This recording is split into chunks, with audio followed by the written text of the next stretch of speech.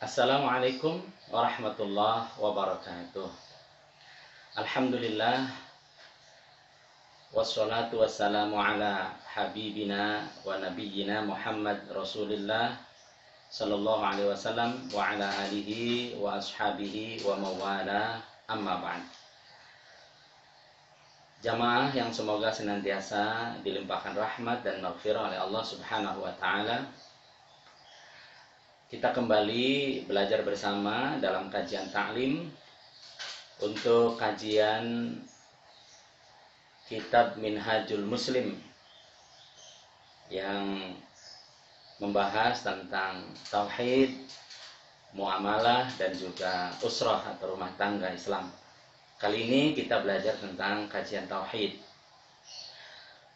Jamaah yang dirahmati Allah, hal yang paling penting bagian awal dalam kehidupan kita adalah bersyukur kepada Allah Subhanahu wa taala atas segala limpahan karunia kepada kita semua. Kita diberikan dan diizinkan untuk hidup, menjalani kehidupan, bahkan juga diberikan kesehatan. Lebih dari itu, kita juga diberikan rizki oleh Allah Subhanahu wa taala. Allah berfirman dalam Al-Isra ayat 30 misalnya, Bismillahirrahmanirrahim. Inna rabbaka yabsutur rizqa liman yasha'u wa yaqdir. Sesungguhnya Allah lah yang melapangkan rezeki untuk kita. Jamaah yang dirahmati Allah, tentu dengan bersyukur atas karunia Allah itu seharusnya kita adil dalam hidup. Apalagi kita sama-sama sering memanjatkan atau mengumandangkan doa yang biasa kita panjatkan kehadirat Allah Subhanahu wa taala. Rabbana atina fid dunya hasanah wa fil akhirati hasanah wa qina adzabannar. Rabbana atina, duhai Allah, atina limpahkan kepada kami fid dunya hasanah, kebaikan, kesejahteraan selama hidup di dunia. Wa fil akhirati hasanah, dan juga kebaikan, kesejahteraan nanti di akhirat. Bahkan lebih dari itu, waqina adzabannar, ya Allah jauhkan kami, lindungi kami dari azab siksa api neraka. Doa itu diajarkan dan kita juga sering mengumandangkan doa itu. Tetapi yang jadi masalah, seberapa adil kita terhadap doa yang kita panjatkan itu. Kita memohon kepada Allah dengan dunia yang baik, memohon kepada Allah dengan akhirat yang baik. Tetapi pada prakteknya seperti apa? Itu harus terus kita introspeksi diri. Meminta dunia kepada Allah diberikan kebaikan dan kita mencarinya sedemikian rupa. Sampai-sampai kita lupa diri, lupa waktu, lupa keluarga, lupa segala-gala hanya untuk sekadar mengejar dunia. Sementara kita juga minta akhirat kita diberikan kebaikan, kesejahteraan, keselamatan. Tetapi apa yang kita lakukan untuk akhirat kita itu? Padahal kita minta, sama seperti kita minta kepada dunia. Kita mengejar mencari akhirat mungkin tidak segesit, tidak sesemangat, atau tidak sekerja keras untuk mendapatkan dunia. Ini tidak adil. Oleh karena itu maka mari bersama-sama kita renungkan tentang perkara penting hidup ini. Padahal kita semua tahu bahwa ujung dari kehidupan kita itu hanya satu yang pasti. Apa itu? Kematian. Jamaah yang dirahmati Allah, mengejar dunia belum tentu berhasil. Berniaga, berbisnis, berusaha juga belum tentu berhasil. Belum tentu untung, apalagi kaya. Mengejar karir juga demikian, belum tentu. Hanya satu-satunya yang tentu dan pasti bahwa akhir hidup kita hanyalah kematian. Oleh karena itu, jamaah yang dirahmati Allah, sepantasnya kita mempersiapkan diri dengan sebaik-baiknya. Hiduplah di dunia, silahkan menempuh apapun yang kita inginkan, yang kita programkan, atau yang kita cita-citakan. Tetapi ingat bahwa sesungguhnya semuanya akan kembali ke hadirat Allah Subhanahu wa taala. Mendapatkan atau mencari rezeki sebegitu banyak, bukankah semua itu akan ditinggalkan? Memiliki rumah yang begitu indah dan mewah, bukankah itu akan ditinggalkan? Akhirnya toh kita hanya menempati 2 kali 1 meter tanah kuburan itu. Kendaraan yang begitu mewah, begitu bagus. Bukankah itu juga akan ditinggalkan? Karena kendaraan kita ujung-ujungnya hanyalah keranda mayit yang akan mengusung kita dari rumah hingga menuju tempat kuburan. Oleh karena itu, tidak ada masalah dengan kehidupan kita di dunia. Carilah sebaik-baiknya. Tapi ingat bahwa sesungguhnya akhirat adalah tempat kembali kita. Dan tempat kita akan dimintai pertanggungjawaban. Jamaah yang dirahmati Allah, sebagaimana Allah berfirman kepada kita, kullu nafsin dha'iqatul maut. Sesungguhnya setiap yang bernyawa pasti akan mengalami atau mendapati kematian. Surah Al-Anbiya ayat 35. Begitu juga Allah memberikan pelajaran kepada kita dan peringatan kepada kita. Allah berfirman, innama yudrikumul maut walau kuntum fi burujim musyayyadah.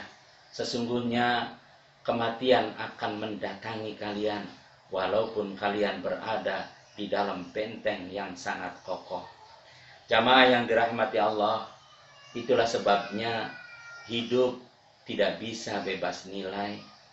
Hidup semuanya akan dipertanggungjawabkan di hadapan Allah nantinya. Oleh karena itu, silakan mencari rezeki, tapi carilah rezeki yang sesuai dengan tuntunan syariat agama Allah. Silakan cari kebaikan-kebaikan lain di dunia, bahkan keberhasilan dan kesuksesan. Tapi ingat, semuanya harus sesuai dengan tuntunan syariat agama Allah, atau dengan kata lain tidak melanggar syariat agama Allah.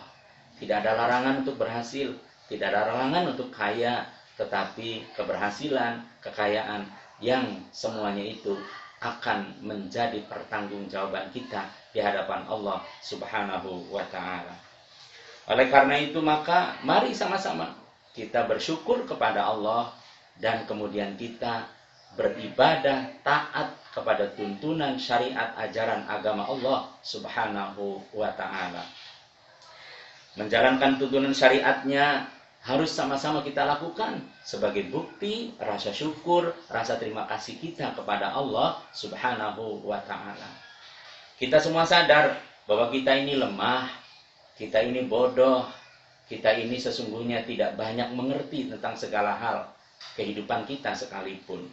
Oleh karena itu maka kita butuh tuntunan, butuh bimbingan, butuh sesuatu yang maha agung, maha kuasa.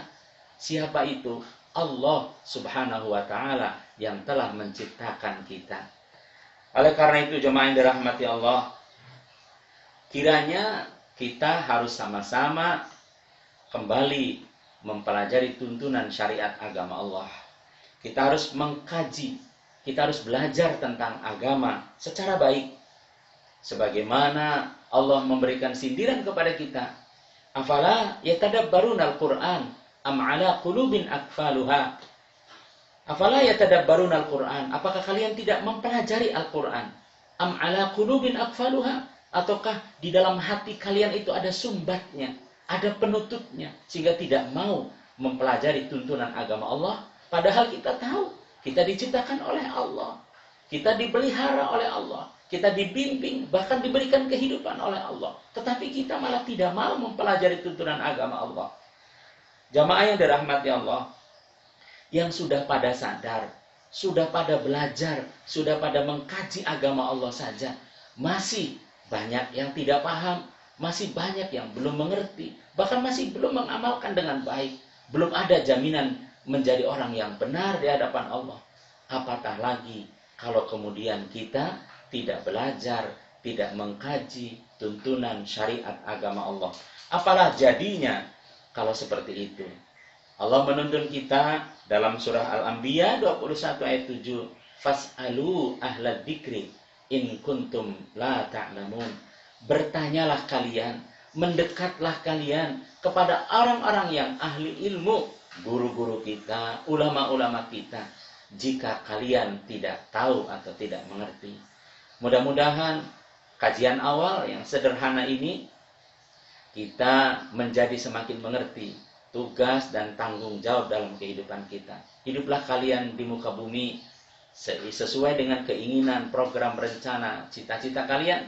Tapi ingat, pelajarilah, ikutilah tuntunan syariat agama Allah sebagai pemandu dalam kehidupan kita. Sehingga kalaupun kita berhasil sesuai dengan tuntunan syariat agama Allah atau tidak bertentangan dengan tuntunan syariat agama Allah, kalaulah kita diberikan limpahan karunia-Nya, tetap kita sesuai dengan tuntunan syariat agama Allah. Dan insya Allah dengan demikian kita akan mendapatkan kebaikan, kebahagiaan, dan keselamatan di hadapan Allah.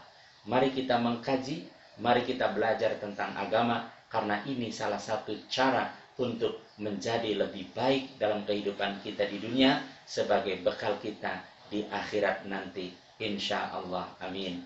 Demikian kajian sementara kita. Semoga Allah melimpahkan karunia dan hidayah kepada kita untuk terus memperbaiki diri dan taat kepada tuntunan syariat agama Allah. Yang baik datang dari Allah, ambillah. Yang tidak baik atau mungkin salah, itu karena kebodohan saya atau mungkin godaan syaitan yang durjana. Hadanallahu wa iyyakum ajma'in. Wassalamualaikum warahmatullahi wabarakatuh.